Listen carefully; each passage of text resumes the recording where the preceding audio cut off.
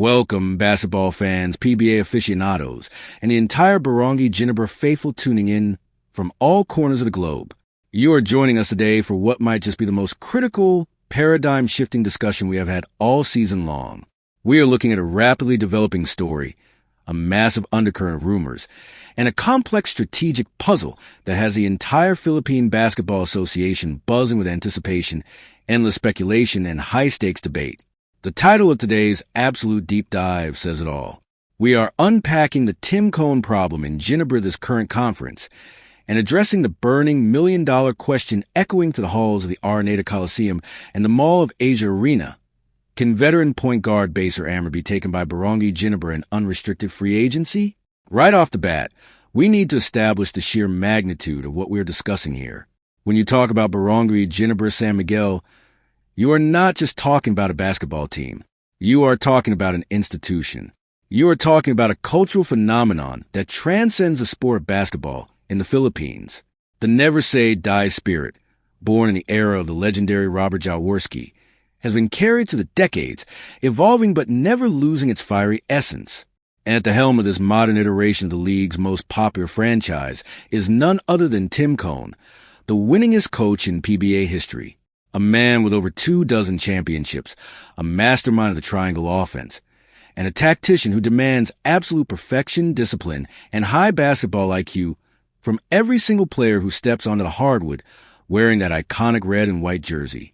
But right now, in this very conference, Tim Cone is facing a distinct, undeniable problem. It is a problem of attrition, a problem of depth, and a problem of managing the relentless march of time against his veteran core. The PBA is an unforgiving league. The schedule is brutal. The physicality is unmatched, and the target on Geneva's back grows larger with every championship banner they hang in the rafters. Every single night, opposing teams bring their absolute best against the Kings. They play with extra motivation, extra fire, and extra physicality. To survive and thrive in this environment, you need a backcourt that is not just talented, but resilient, battle-tested, and incredibly deep. And that is exactly where the cracks have started to show for Geneva. Let us look at the reality of their current roster situation. L.A. Tenorio, the Iron Man of the PBA, the ultimate floor general, and the heart and soul of the Geneva offense for the past decade, is battling Father Time. What L.A. has done for this franchise is nothing short of heroic. But expecting him to play massive minutes, orchestrate the offense flawlessly, and defend quick, youthful opposing guards night in and night out is an unsustainable strategy. Then you have Scotty Thompson, the reigning MVP, the rebounding machine, the human dynamo. Scotty is phenomenal, a generational talent who can change the course of a game with his sheer hustle and unmatched energy. But Scotty has also been carrying a monstrous workload, balancing his monumental responsibilities with Geneva alongside his demanding duties for Gilas Pilipinas on the international stage. The wear and tear on his body is a massive concern for the coaching staff. When Scotty is forced to sit, or when teams scheme to take the ball out of his hands, the Geneva offense can sometimes look stagnant, predictable, and searching for a secondary playmaker who can steady the ship. This is the exact void, the gaping hole in the armor. That brings us to the second half of our headline today. Enter Amer, the Hammer, the Lion King of San Beda, a player who has spent his entire career silencing doubters, hitting clutch shots, and proving that heart and intelligence can overcome a lack of elite size or leaping ability. Amer is currently navigating the waters of unrestricted free agency, or UFA. For those who might not be intimately familiar with the intricacies of PBA contract rules, becoming an unrestricted free agent is a monumental shift in a player's career. It means the absolute freedom to negotiate with any team in the league, without his former team having the right to match the offer. It is a status earned through years of service, a reward for longevity and loyalty, and it puts the power entirely in the hands of the player and his representation. The fact that a player of Amer's caliber, a proven winner at the collegiate level, a seasoned PBA veteran, a former all-star, and a guard who knows exactly what it takes to perform in high-pressure playoff situations, is available on the open market is a massive opportunity. And when you connect the dots between Geneva's glaring need for backcourt stability and Amer's availability, the rumors suddenly transform from mere whispers into a highly logical, strategically sound possibility. Can Geneva, or rather Genebra, as the autocorrect in our headline so amusingly altered it.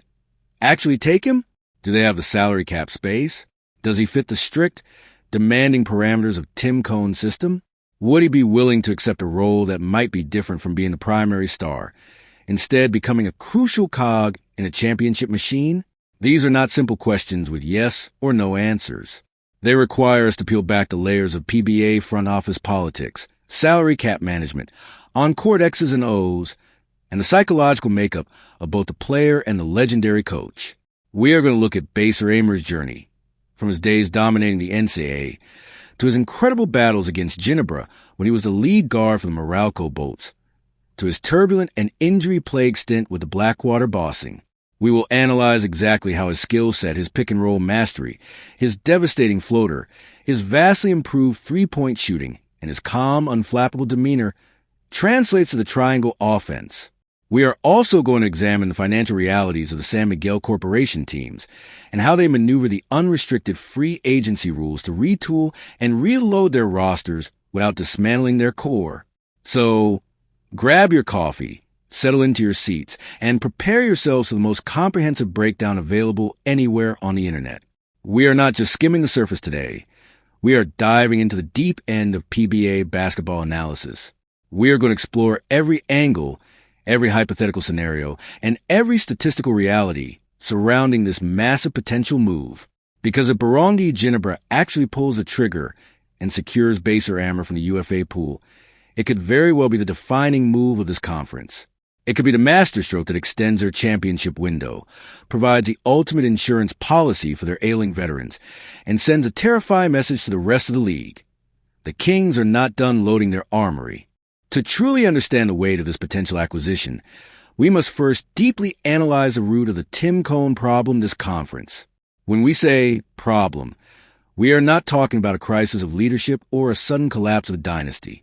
Tim Cohn is far too brilliant, and the Genebra management is far too stable for that kind of catastrophic failure. The problem here is one of subtle degradation, a slow chipping away at their structural integrity brought on by the grueling nature of professional basketball. Let us break down the Genebra backcourt rotation. The triangle offense, contrary to popular belief, is not just about dumping the ball into the post and waiting for something to happen. It relies heavily on highly intelligent guard play. The guards must make instantaneous reads, deliver pinpoint entry passes under heavy defensive pressure, space the floor perfectly to maintain the integrity of the triangle geometry, and have the ability to hit open shots when the defense collapses on the big men. For years, L.A. Tenorio has been the absolute master of this domain. He is an extension of Tim Cohn on the floor. But at his current age, and coming off serious health battles that have inspired the entire nation, requiring L.A. to play 30-plus minutes of high-intensity basketball is a luxury Ginebra can no longer afford. Then we have Scotty Thompson. Scotty is an anomaly. He is a rebounding savant trapped in a point guard's body. His energy is infectious, and his ability to push the pace in transition is unparalleled. However, Scotty's primary strength has never been breaking down a set half-court defense with traditional point guard isolation moves. He thrives in chaos and motion and in reading the flow of the game. When playoff time comes, and opposing coaches like Chat Reyes or George Gallant slow the game down to a grinding halt, Ginebra sometimes struggles to generate easy offense if L.A. is on the bench. They need a stabilizer. They need someone who can bring the ball up against a full-court press without panicking, call a play, run a high pick-and-roll, and make the correct read every single time. Enter the profile of Baser America. To understand what he brings to the table, we have to rewind the tape and look at his basketball pedigree. Baser did not just stumble into the PBA. He was a prodigy. During his time with the San Beta Red Lions in the NCAA, he was the undisputed king of collegiate basketball. He won 4 championships. He was a finals MVP. He was known for his cold-blooded, clutch gene. When he transitioned to the PBA, drafted by the Meralco Bolts, he had to adjust his game. He was no longer the biggest or the fastest on the court, but what he lacked in elite physical measurables, he made up for with an incredibly high basketball IQ. For years, Amer was a primary ball handler for Meralco. And who were Meralco's primary rivals during those years? Barangay Ginebra. Think about those epic, grueling 7-game series in the Governor's Cup Finals. Tim Cohn and his coaching staff have spent countless hours in the film room trying to figure out how to stop Baser America. They know exactly what he is capable of. They know how he uses hesitation moves to freeze defenders. They know about his deadly mid-range pull-up jumper. They know that in the last 2 minutes of a close game, Baser is completely unafraid to take the big shot. There's a deep mutual respect that is forged in the fires of playoff battles, and Tim Cohn respects players who play with their minds just as much as their bodies. Baser's recent history, however, is what makes him available. After a successful stint with Meralco, he was traded to the Blackwater bossing. His time there was, to put it mildly, frustrating. Blackwater has struggled to find a winning culture, and for a fierce competitor like Baser, that environment is draining. Furthermore, his time there was marred by a nagging calf injury that kept him off the floor and prevented him from finding any real rhythm. He played sparingly in recent conferences, leading some casual observers to mistakenly believe that his career was on a permanent downward trajectory. But this is where the smart front offices make their money. They look past the recent injury history and the poor team record, and they see the underlying value.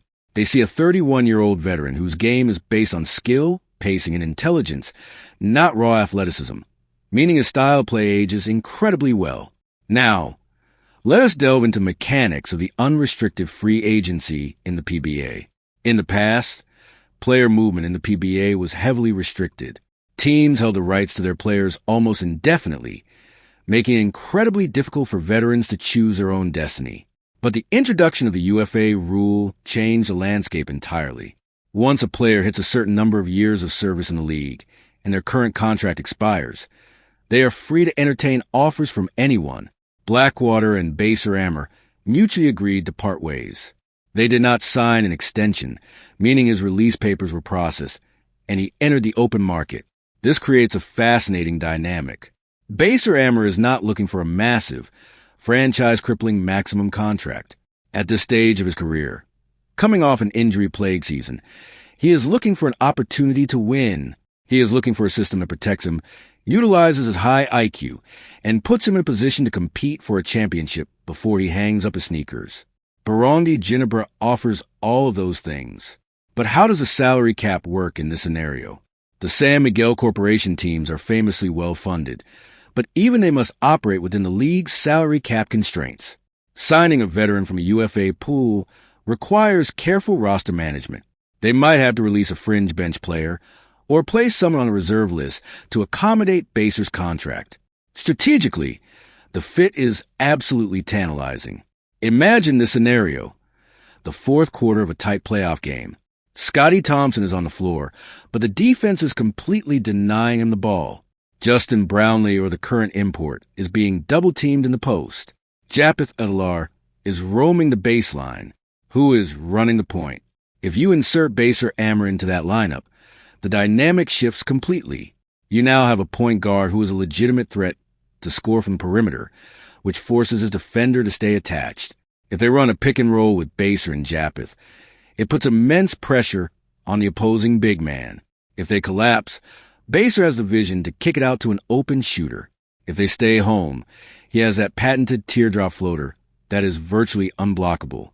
Furthermore, Baser's presence would be a massive boon to the development of Ginebra's younger guards. Having a veteran who has seen every defensive scheme in the book, mentoring the next generation in practice every single day, is an invaluable asset. He provides insurance. If LA needs a night off, Baser steps in. If Scotty gets into early foul trouble, Baser takes the wheel. It allows Tim Cohn to manage the minutes of his stars meticulously, ensuring they are fresh and healthy when the grueling playoff schedule begins. But we must also address the potential roadblocks. Is Baser Amer completely healthy? A calf injury for a basketball player, especially a guard who relies on sudden stops and changes of direction, is notoriously tricky to fully rehabilitate. Ginebra's medical staff would have to do a thorough evaluation before any ink touches paper. Secondly, is Baser willing to accept a reduced role? In Meralco, he was the undisputed floor general. In Blackwater, he was a veteran leader. In Geneva, he would be a role player. He would be coming off the bench. He would have nights where he plays 25 minutes and nights where he plays 10. Embracing that role, checking his ego at the door, and committing entirely to the team's success is a mental hurdle that not every former star can overcome. However, given his desire to win a PBA championship, the one glaring omission on his incredible basketball resume, it is highly likely that he will embrace whatever role Tim Cone assigns him. There's also the matter of team chemistry. Barangay Ginebra is a tight-knit brotherhood. They have won together, lost together, and built a culture of absolute trust. Bringing a new veteran into the locker room midstream always carries a slight risk of disrupting that delicate balance. But Amer is universally respected around the league. He is a professional. He is known to be a hard worker and a great teammate. His existing relationships with players like Scotty Thompson, who he has known since their amateur days, would likely make a transition smooth and seamless. Let's look deeper into the tactical nuances of how Tim Cone might deploy him. Cone is famous for his strict adherence to his system, but he is also a pragmatist. He tweaks his offensive sets based on the personnel available. With a player like Baser, Cone could run more traditional high screen and roll action at the top of the key, a slight deviation from the standard sideline triangle sets. Baser's ability to snake the pick and roll, keeping his defender trapped on his back while he surveys the floor, is elite. This would create beautiful scoring opportunities for Ginebra's rolling big men. Defensively, while Baser is not a lockdown, physically imposing defender like a Chris Ross, he plays excellent team defense. He understands rotations, he plays passing lanes intelligently, and he communicates constantly on the floor. In a team defense concept like Ginebra's, where help is always coming, his lack of elite lateral quickness can be easily hidden. This potential move represents the ultimate chess match in the PBA arms race. While teams like the San Miguel Beermen are stacking up massive, towering big men, and teams like TNT are relying on high-octane perimeter scoring, Ginebra is looking to solidify their foundation. They know that championships are won in a half-court, in the final minutes of the game, where execution and intelligence trump raw athleticism. Securing a player like Amer from the unrestricted free agency pool is a low-risk, incredibly high-reward maneuver. It addresses their most glaring weakness, backcourt depth and veteran playmaking, without requiring them to mortgage their future or trade away valuable assets. We also have to consider the psychological impact of such a signing on the rest of the league. When a powerhouse like Barangay Ginebra manages to add a high-quality veteran for essentially nothing but money, it sends ripples of frustration through opposing front offices. It reinforces a narrative that the rich get richer. But from Ginebra's perspective, it is simply brilliant asset management. They are exploiting the rules of the league to their absolute advantage, creating an environment that is so attractive to free agents that players are willing to take less money or a smaller role just to be a part of the never-say-die culture. As the conference progresses, the pressure on Tim Cone to find a solution will only mount. Every blown lead, every stagnant offensive possession will amplify the calls for backcourt reinforcements. The front office knows this. Al Francis, Chua knows this. They are constantly monitoring the market, evaluating the health of their current roster, and calculating the exact right moment to strike. Amer is sitting there, a proven weapon waiting to be deployed. The connection makes too much sense to ignore. The fit is too perfect, the need is too great, and the history between the player and the coach is too intertwined for this to simply be a baseless internet rumor. It is a waiting game now. It is a matter of negotiations, medical clearances, and roster gymnastics.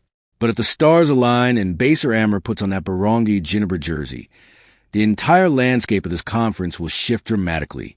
The Tim Cone problem might just find its perfect solution, forged in the fires of free agency and delivered in the form of veteran point guard hungry for a championship ring.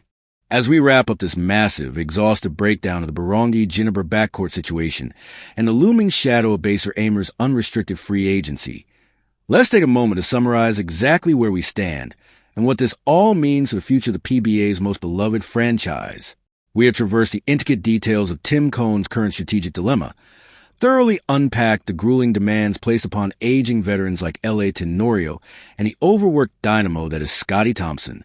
We have deeply analyzed the trajectory of Amer's career, looking past the recent injuries and the struggles in Blackwater to reveal a highly intelligent, battle-tested floor general whose specific skill set aligns almost perfectly with the needs of the triangle offense.